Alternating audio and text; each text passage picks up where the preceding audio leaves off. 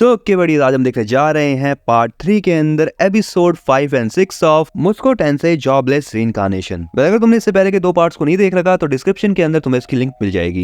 Episode के शुरुआत में लीच और रूडियस बैठा है ग्लेन के साथ। अब यहाँ पर इन दोनों के पास बात करने के लिए कोई भी टॉपिक नहीं है, तो यहाँ पर रूडियस अपना दिमाग चलाता है और वो ग्लेन से कहता है मेरे फादर के बारे में मुझे कुछ बताइए। ये सुनने के बाद ग्लेन इस लीचर के मुंह पे एक लेटर फेंक के मारती है। वो कहती है कि ये लेटर पॉल ने लिखा है, मुझे पढ़ना लिखना आता नहीं है, तो इसे जोर से पढ़ के बताओ कि आखिर इसमें लिखा क्या है। यहाँ पर इस लेटर में पॉल ने लिखा होता है, मेरे प्यारे से लीचर लॉन्डे रूडी, मुझे ये बात पता है कि तुम अभी फिलहाल थोड़े से कंफ्यूज हो गए। अभी तुम्हारे सामने एक मस्कुलर लेडी बैठी होगी। वैसे मैं उसको ही सब कुछ बताने के लिए कहता तुम्हें, लेकिन उसका दिमाग भी मसल से भरा हुआ है। बड़ी यहाँ पर पॉल ग्लेन को मोटी बुद्धि कह रहा है। अब ये सुनने के बाद ग्लेन यहाँ पर बहुत ज्यादा गुस्सा हो जाती है, लेकिन रूडियस यहाँ पे बात संभालते हुए कहता है अरे ये तो पापा मजाक कर रहे थे। और फाइनली ये सुन के ग्लेन शांत हो जाती है। एनीवेज अब यहाँ पर पॉल काम की बात करता है लेटर में। पॉल कहता है जब तक तुम 12 साल के नहीं हो जाते तब तक के लिए मैं तुम्हें एक ऐसी जगह भेज रहा हूँ जहाँ पर तुम एक 9 साल की लड़की को मैजिक सिखाओगे। वो ये भी कहता है कि ये काम करने के लिए तुम्हें 5 साल लगेंगे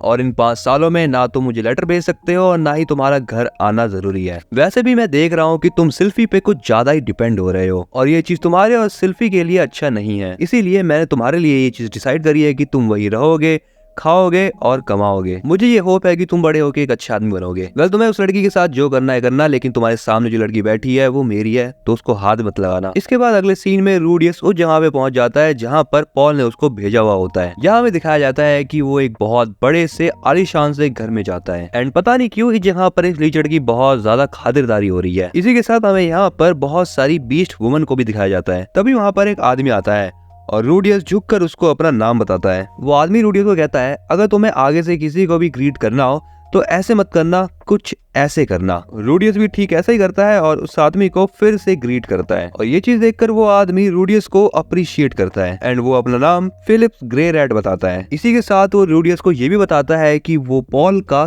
कजिन है एंड इस टाउन का मेयर भी। इसके बाद वो रूडियस से कहता है पॉल ने तुम्हें यहाँ पर क्या बोल के भेजा है। रूडियस बताता है डैड ने मुझे ये कहा है कि मुझे यहाँ पर किसी 9 साल की लड़की को मैजिक सिखाना है और इसके बदले में आप मेरी फी पेमेंट में मदद करेंगे। ये सुनकर फिलिप्स कहता है ये पॉल अभी भी नहीं बदला। इसी के साथ वो रूडियस से कहता है चलो मैं तुम्हें अपनी बेटी से मिलाता हूँ। इसके बाद फिलिप्स रूडियस को कहीं पर लेके जा रहा होता है और चलते चलते वो रूडियस से ये कहता है मेरी बेटी थोड़ी सी सेल्फिश है, इसीलिए वो ज्यादा लोगों से बात नहीं करती, तो तुम समझ गए ना, उससे थोड़ा सा ध्यान से बात करना। यहाँ पर हमें पता चलता है कि फिलिप्स की बेटी का नाम है एरिस। एरिस को देखते ही रूडियस की आंखें खुली की खुली रह जाती है, जिसके बाद वो एरिस के पास जाके उसे ग्रीट करने की कोशिश करता है। एरिस उसे देखकर कहती है तुम तो मेरे से भी छोटे हो। रूडियस कहता है मैं हूँ छोटा लेकिन मेरा है बड़ा मैजिक नॉलेज। और ये चीज बोलना रूडियस की बहुत बड़ी गलती होती है। ये सुनने के बाद एरिस रूडियस के मुंह पे एक थप्पड़ मारती है और वो उससे कहती है तुम अपने आप को कुछ ज्यादा ही होशियार समझते हो। रूडियस भी पीछे नहीं हटता और एरिस को एक थप्पड़ मारता है। ऐसा करने के बाद वो एरिस से कहता है अब तुम्हें पता चला एक थप्पड़ खाने के बाद कैसा लगता है। इसके आगे कुछ रूडियस का है, लेकिन उससे पहले ही एरिस इसको एक जोरदार मुक्का मारती है। मुक्का खाने के बाद रूडियस नीचे गिर जाता है और इसके बाद तो एरिस इसकी मार मार के भुस्से भर देती है। लेकिन बोलने वाली बात नहीं है कि ये लीचड़ होशियार है। रूडियस मैजिक का यूज करता है और वहाँ से भाग जाता है और वो जाकर एक टेबल के नीचे छुप जाता है, जहाँ पर एरिस उसको बहुत गुस्से में ढूंढ रही होती है लेकिन ढूंढ नहीं पाती। इसके बाद होता है शाम का सीन। रूडियस फिलिप्स के साथ बैठा है और वो यहाँ पर बहुत ज्यादा थका हुआ दिखाई दे रहा है। फिलिप्स कहता है तो तुम्हारा आज का दिन कैसा गया। इस पर रूडियस कहता है मैंने तो इतनी ज्यादा इनोसेंट लड़की कहीं भी नहीं देखी। फिलिप्स यहाँ पर अब मुद्दे की बात करता है। वो रूडियस से कहता है तो तुमने क्या सोचा, तुम उसको मैजिक सिखाओगे या फिर वापस घर जाना है। लेकिन अपना रूडियस भी लीचड़ के साथ साथ ढीठ भी है। वो फिलिप्स से कहता है मैं उसको मैजिक सिखाऊंगा। रूडियस ये भी कहता है मेरे पास एक रास्ता है जिससे मैं उस लड़की को मैजिक सीखने के लिए मजबूर कर सकता हूँ। फिलिप्स से कहता है कि अच्छा वो क्या, जल्दी बताओ, मैं तुम्हारी मदद करूंगा इसमें। इसके बाद अगले सीन में रूडियस अपने रूम में होता है और यहाँ वो सोच रहा है कि उसका प्लान काम तो करना चाहिए। इसके बाद अगले सीन में रूडियस और एरिस एक साथ होते हैं एक रूम में और यही होता है रूडियस का प्लान। यहाँ पर रूडियस एक डब्बे में होता है। उठने के साथ वो कहता है ये जगह तो कुछ ज्यादा ही अजीब है, लगता है लोगों ने ये सारा तामझाम फील लाने के लिए करा होगा। यहाँ पर एरिस भी जाग जाती है और जोर से चिल्लाने लगती है। वो रूडियस से कहती है तुम उधर क्या कर रहे हो, इधर फटाफट से आओ और मेरी रस्सियां खोलो। यहाँ पर रूडियस अपने मैजिक का फ्लेक्स मारते हुए कहता है अगर तुम्हें मैजिक आता तो तुम भी ये कर सकती थी। फिलहाल मुझे ये लग रहा है कि हम दोनों किडनैप हो चुके हैं। इसके बाद एरिस दरवाजे पे जाके बहुत जोर जोर से चिल्लाने लगती है और ग्लेन को आवाज लगाती है। तभी यहाँ पर एक आदमी आता है और वो एरिस को देखता है और उसकी कुटाई कर देता है। वहां से जाते हुए वो रूडियस को भी एक मुक्का मार के जाता है। रूडियस यहाँ पर ये बात समझ जाता है कि जो उसने किडनैपिंग का प्लान बनाया था अब वो एक्चुअल में किडनैप हो चुका है। एनीवेज अब रूडियस जाता है एरिस के पास और उसको बस आधा ही हील करता है। यहाँ पर एरिस रूडियस को खुद को पूरा हील करने के लिए कहती है, लेकिन रूडियस उसको बोलता है अगर तुम्हें हीलिंग मैजिक आता तो तुम्हें मेरी जरूरत नहीं पड़ती। इसके बाद अब रूडियस उस जगह की दीवार तोड़ के भागने लगता है, लेकिन एरिस कहती है अबे लीचड़ मुझे कौन निकालेगा यहाँ से। रूडियस एरिस को कहता है अगर तुम्हें मेरे साथ यहाँ से बाहर निकलना है तो तुम्हें मेरी 2 शर्तों को मानना होगा। पहली बात तो यह है कि तुम मुझसे लड़ोगे नहीं, और दूसरी बात यह है कि तुम मुझसे ऊंची आवाज में बात नहीं करोगी। यहाँ पर एरिस थोड़ी देर तक सोचती है, लेकिन तभी उसे किडनैपर्स की आवाज आने लगती है। किडनैपर्स की आवाज सुनकर रूडियस गेट को अपने मैजिक से बंद कर देता है। वेल अब यहाँ पर किडनैपर्स उस गेट को तोड़ देते हैं और उन्हें रूम के अंदर कोई भी नहीं दिखता। इसके बाद अगले सीन में रूडियस और एरिस बाहर होते हैं एंड यहाँ पर रूडियस एरिस को पूरे तरीके से हील कर देता है, जिसके बाद एरिस उसके ऊपर फिर से ऊंची आवाज में बात करने लगती है। ये देखकर रूडियस उससे कहता है पर तुमने तो प्रॉमिस किया था ना कि तुम मेरे ऊपर चिल्लाओगी नहीं। एरिस उसको बोलती है आखिर मैं तुम्हारे साथ प्रॉमिस निभाऊं क्यों। ये सुनकर रूडियस बोलता है अगर ऐसी बात है तो तुम अपने रास्ते जाओ और मैं अपने रास्ते जाता हूँ। रूडियस के वहां से थोड़ी दूर जाने के बाद एरिस को किडनैपर्स की आवाजें आने लगती हैं और उन लोगों की आवाज सुनकर एरिस डर जाती है और रूडियस की तरफ भाग जाती है और वो अब रूडियस से कहती है अच्छा तो मैं तुमसे प्रॉमिस करती हूँ। इस पर रूडियस कहता है चलो फिर यहाँ से निकलने की कोशिश करते हैं। थोड़ी दूर तक चलने के बाद उन दोनों को एक साइन बोर्ड दिखता है। अब यहाँ पर एरिस को पढ़ना लिखना नहीं आता। इस पर रूडियस उसे कहता है अगर तुम्हें अभी पढ़ना आता तो तुम इसे आराम से पढ़ सकती थी। वैसे उस साइन बोर्ड को पढ़ के रूडियस को यहाँ पर ये पता चल जाता है कि वो रोवा टाउन से बहुत दूर आ चुके हैं। तभी वहाँ से एक कैरिज पास हो रहा होता है जो कि सीधा रोवा टाउन में जा रहा होता है। रूडियस एरिस को लेकर उस कैरिज में बैठ जाता है और वो दोनों आराम से वहां से निकल जाते हैं। अब जैसे ही वो दोनों रोवा टाउन पहुंचते हैं एरिस को यहाँ पर उनका एक सर्वेंट दिखाई देता है। उस सर्वेंट को देखकर यहाँ पे एरिस और रूडियस दोनों ही बहुत खुश होते हैं, लेकिन हमें यहाँ पर पता लगता है कि उसी सर्वेंट ने इन दोनों की किडनैपिंग करवाई थी। वो सर्वेंट एरिस के बदले में रूडियस को 100 गोल्ड कॉइन ऑफर करता है। रूडियस कहता है क्या 100 गोल्ड कॉइन से 2 लोगों का यूनिवर्सिटी में एडमिशन हो जाएगा। इस पर वो आदमी कहता है 2 क्या 10 का करा सकते हो और जो बच जाए उसके केले खा लेना। लेकिन एज एक्सपेक्टेड यहाँ पे अपना रूडियस एक नंबर का लीचड़ है, वो पैसों के बदले में लड़की को चुनता है। वो सर्वेंट से कहता है अपनी भुंड में ले ये 100 गोल्ड कॉइन। इसके बाद वो अपने फायरबॉल का यूज करके आसमान में एक सिग्नल भेज देता है जिससे ग्लेन को उनकी लोकेशन का पता चल जाता है और ग्लेन के वहां पर आते ही वो उन सभी लोगों की ऐसी की तैसी कर देती है। इसके बाद अगले सीन में जैसी सुबह होती है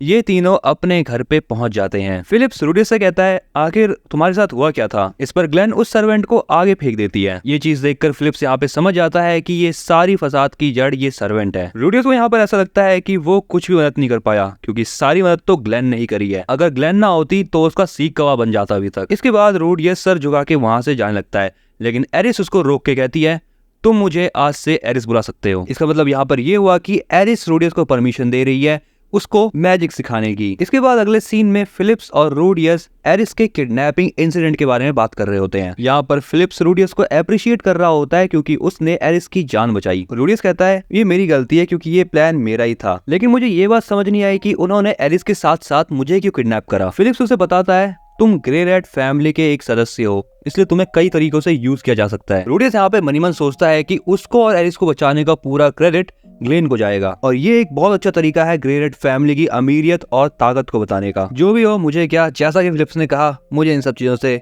दूर ही रहना चाहिए। तभी वहाँ पर एंट्री होती है हिल्डा की जो कि एरिस की मॉम है। रूडियस उसको ग्रीट तो करता है, लेकिन जैसा कि मैंने कहा तुम्हें कि ये बंदा एक नंबर का लीचड़ वाहियात इंसान है। इसकी नजरें कहीं और होती है और ये मनी मन खुश हो जा रहा है, लेकिन हिल्डा उसको फुल्ली इग्नोर करती है और वहाँ से चली जाती है। हिल्डा के जाते ही वहाँ पर एक बूढ़ा सा आदमी आता है। वो आते ही बोलता है मैंने सुना है कि यहाँ पर पॉल का लौंडा आया हुआ है। रूडियस उसे भी ग्रीट करता है, जिसके बाद वो आदमी उससे कहता है तुम पॉल के बेटे हो लेकिन तब भी होशियार हो। यहाँ पर पॉल की झंड मारी गई है। यहाँ पर एक दूसरा आदमी रूडियस को बताता है यह आदमी फिटोवा किंगडम के राजा है, इनका नाम है सॉरस ग्रे रैट और इसी के साथ ये आदमी फिलिप्स के फादर भी है। सॉरस रूडियस से पूछता है क्या एरिस को बचाने वाले तुम ही थे। रूडियस यहाँ पे झूठ बोलते हुए कहता है उसे मैंने नहीं ग्लेन ने बचाया है। रूडियस को झूठ बोलता हुआ देखकर सॉरस को उसके ऊपर गुस्सा आता है और वो उसके ऊपर चिल्लाता भी है। रूडियस अब डर के मारे यहाँ पर कहता है ये सब करने के लिए मुझे फिलिप्स ने कहा था। इसके बाद सॉरस फिलिप्स को अपने पास बुलाता है और उसको एक पंच मारते हुए कहता है क्या अपनी बेटी को बचाने वाले से तुम ऐसे बात करोगे। फिलिप्स कहता है सच बोलने से ग्रे रेड फैमिली को ही नुकसान हो सकता था। ये सुनकर सॉरस का गुस्सा शांत होता है और वो कहता है अगर ऐसी बात है तो ठीक है। ये सब देखकर रूडियस मनी मन कहता है ये भी बिल्कुल एरिस जैसे ही है, इन्होंने भी माफी नहीं मांगी अपनी गलती पर। देन इसके बाद सॉरस रूडियस को अपने पास बुलाता है एंड वो रूडियस से एरिस को मैजिक सिखाने के लिए कहता है। इस पर रूडियस कहता है अगर एरिस को मुझसे मैजिक सीखना है तो वो मुझे खुद आके कहेगी ना। लेकिन रूडियस की इस बात पर सॉरस बहुत गुस्सा हो जाता है। यहाँ पर रूडियस उसको समझाते हुए कहता है क्या आप चाहते हैं कि एरिस बड़े होकर एक ऐसी इंसान बने जो अपना काम करवाने के लिए प्लीज भी ना कह सके। ये सुनकर सॉरस कहता है हाँ कह तो तुम सही रहे हो, और उसके बाद वो एरिस को अपने पास बुलाता है। एरिस आते ही सॉरस से कहती है ग्रैंडपा क्या आपने इससे बात कर ली। लेकिन सॉरस उससे कहता है अगर तुम्हें कोई बात करनी है तो तुम खुद किया करो। ये सुनकर एरिस रूडियस से बहुत ज्यादा घमंड में कहती है तुम मुझे मैजिक सिखाओ। इस पर सॉरस उसके ऊपर चिल्लाते हुए कहता है क्या ऐसे बात करी जाती है लोगों से। अब यहाँ पर एरिस बहुत ज्यादा क्यूट तरीके से यानी एक बिल्ली बनकर उससे कहती है क्या तुम मुझे मैजिक सिखा सकते हो मियाऊ। और पता नहीं क्यों यहाँ पर सॉरस ये देख के बहुत ज्यादा खुश हो रहा होता है। तभी ये आदमी रूडियस को बताता है मिस्टर सॉरस को बीस्ट लोग बहुत पसंद है। वेल ये जो भी है, लेकिन यहाँ पर फेवर मांगने का तरीका बड़ा ही कैजुअल था और यहाँ पर आखिरकार रूडियस यहाँ पर मैजिक सिखाने के लिए तैयार भी हो जाता है। अगले सीन में एरिस मैजिक सीख रही होती है एंड वो यहाँ पर एक फायरबॉल बनाकर बहुत ज्यादा खुश हो जाती है और मुझे ऐसा लग रहा है कि है सास्की ने तो बहुत बड़ा सा बना लिया था इतनी एज में। वेल अब इसके बाद अगला सीन रात का होता है। यहाँ पर रूडियस रॉक्सी का एक स्टैचू बना रहा होता है। वेल इसके बाद सीन चेंज होता है और यहाँ पर रूडियस ग्लेन को मैथमेटिक्स सिखा रहा होता है। दूसरी तरफ यहाँ पर एरिस फायर मैजिक का यूज करके खुद ही के घर में आग लगा लेती है। लेकिन कमाल की बात यह है कि वो खुश भी हो रही होती है। ये देखकर रूडियस उस आग को बुझाता है और एरिस को पढ़ने के लिए कहता है, यानी वही खतरनाक 2 वर्ड पढ़ने बैठो। और एरिस ये सुनकर भाग जाती है। अगले सीन में रूडियस एरिस को ढूंढ रहा होता है। यहाँ पर हमें पता लगता है कि रूडियस को यहाँ पर आए हुए 1 महीना बीत चुका है और इसी के साथ एरिस का पढ़ाई में मन नहीं लगता। इसके बाद चलते हुए रूडियस एरिस को ढूंढ लेता है। यहाँ पर एरिस सो रही होती है, इसलिए रूडियस उसे जगाने की कोशिश करता है। लेकिन जैसा कि मैं इसे कहता हूँ कि ये 1 नंबर का लीचड़ है और ये लीचड़ बनती यहाँ पर भी करता है। ये मौके का फायदा देखकर एरिस के ब्रेस्ट पे हाथ रखता है। इस पर एरिस करवट लेती है लेकिन वो जागती नहीं है और इस चीज के बाद इस लीचड़ की लीचड़बंदी प्रो मैक्स लेवल पे पहुंच जाती है क्योंकि ये यहाँ पर उसके अंडरगारमेंट्स चुराने की कोशिश करता है। लेकिन तभी एरिस की नींद खुल जाती है और उठने के साथ ही वो रूडियस की भुस्सी भर देती है। यहाँ पर रूडियस थोड़ी सी चालाकी दिखाता है और ग्लेन के पास जाके रोने लगता है, वो भी बड़ी ही मासूमियत के साथ। ये चीज देखकर ग्लेन भी उसकी मदद कर ही देती है। और इसके बाद अगले सीन में रूडियस एरिस और ग्लेन को पढ़ा रहा होता है, लेकिन एरिस यहाँ पर पढ़ाई छोड़ के जाने लगती है।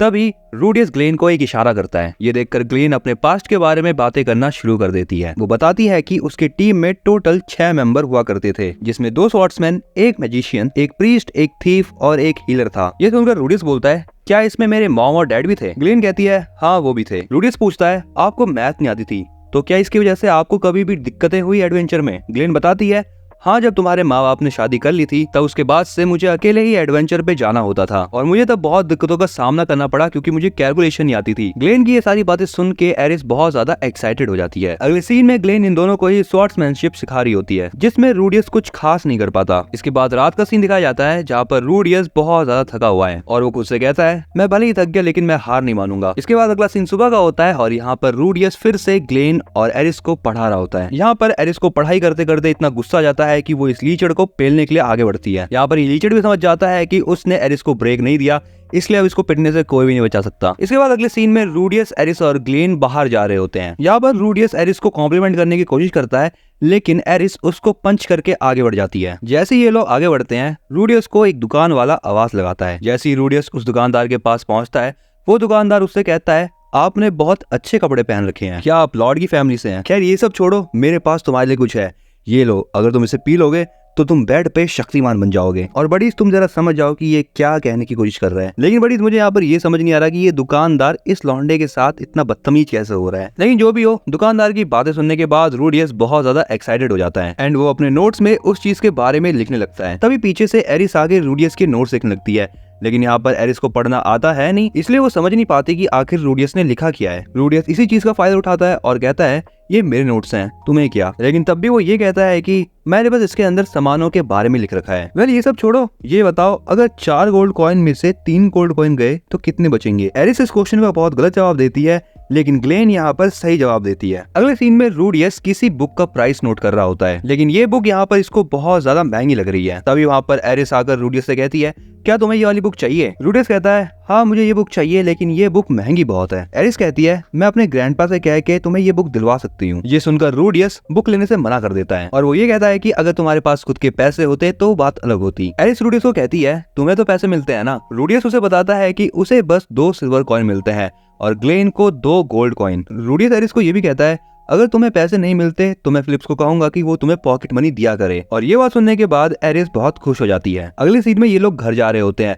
तभी यहाँ पर रूडियस आसमान में एक उड़ता हुआ कैसल देखता है। ये चीज देखकर वो शॉक हो जाता है, लेकिन ग्लेन उससे कहती है, क्या ये चीज तुमने पहली बार देखी है? ग्लेन उसे बताती है कि ये ड्रैगन किंग प्रोगियस का कैसल है। ग्लेन उसे ये भी कहती है कि प्रोगियस बहुत ज्यादा ताकतवर थे, उन्होंने लैपलिस को भी हराया था। ये सुनकर रूडियस कहता है, ये वाली स्टोरी शायद मैंने बचपन में सुनी थी। वेल जो भी हो, मैं एक दिन वहाँ पे जाना जरूर पसंद करूंगा। इसके बाद अगले दिन रूडियस फिर से इन दोनों को पढ़ा रहा होता है और यहाँ पर अब इस बार एरिस बहुत अच्छा परफॉर्म कर रही होती है। यहाँ पर एरिस रूडियस को एक गिफ्ट देती है और ये वही पोर्शन है जो कि बेड पे शक्तिमान बनाता है। रूडियस ये देख के यहाँ पे थोड़ा सा घबरा जाता है। एरिस बोलती है, तुम इस चीज को बड़े ही ध्यान से देख रहे थे तो मुझे लगा कि यार तुम्हें ये पसंद है। यहाँ पर रूडियस इस पोर्शन को रख लेता है, लेकिन वो बताता नहीं है कि ये पोर्शन किस चीज का है और वो वहाँ से जाने लगता है। लेकिन ग्लेन उसे पकड़ लेती है, जिसकी वजह से रूडियस के हाथ से वो पोर्शन गिर के टूट जाता है। लेकिन तब भी रूडियस उसे बताता नहीं है कि ये किस चीज का पोर्शन है। ये चीज देखकर ग्लेन उसे पकड़ लेती है और एरिस उसे गुदगुदी करने लगती है। रूडियस बताता है कि उस पोर्शन के बारे में सबसे बात छुपाए रखने के लिए उसे बहुत मेहनत करनी पड़ी। सो इसी के साथ यहाँ पर हम करते हैं इस वाले पार्ट को एंड। नेक्स्ट पार्ट के लिए फटाफट से इस चैनल को सब्सक्राइब कर लो और हाँ, अगर तुम्हें ये वाली वीडियो पसंद आई है तो इसे फटाफट से लाइक भी कर देना। तब तक के लिए जो तुम्हारे सामने प्लेलिस्ट आ रही है तुम उसे एक्सेस कर सकते हो।